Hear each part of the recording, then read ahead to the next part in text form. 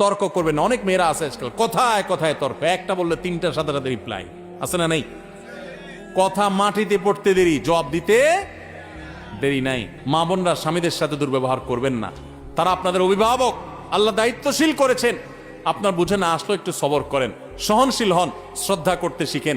অনেক বোন আছেন আমার, 5 ওয়াক্ত নামাজ পড়েন, মাশাআল্লাহ বোরকাও পড়েন, হাত মোজা পা মোজা মেনটেন করেন, কোরআন তেলাওয়াত করেন, মাশাআল্লাহ কোনো আমলের কমতি নেই, কিন্তু স্বামীটাকে মানুষ মনে করে না।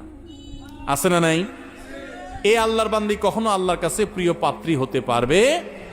ঠিক একইভাবে কোন স্বামী যত ইবাদত গুজার হোক, আলেম হোক, দিনদার হোক, দাড়িয়ালা হোক, টুপিয়ালা হোক, নামাজি হোক, কিন্তু তার স্ত্রীকে সে গালিগালাজ করে, খারাপ ব্যবহার করে, কোশ্চিন কালেও সে আল্লাহর খাতায় ভালো মুসলমান হতে পারে?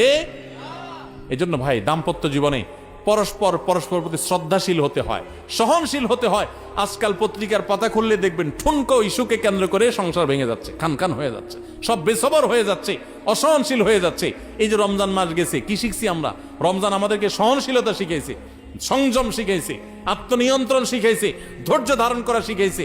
মনে চাইলেই সবকিছু করা যাবে না, মনে চাইলেই খাওয়া যাবে না, হাত বাড়ানো যাবে না, মুখ দিয়ে একটা কথা বলা যাবে না, হিসাব নিকাশ করতে হবে। আল্লাহ আমাদের সবাইকে সেই তৌফিক দান করুন।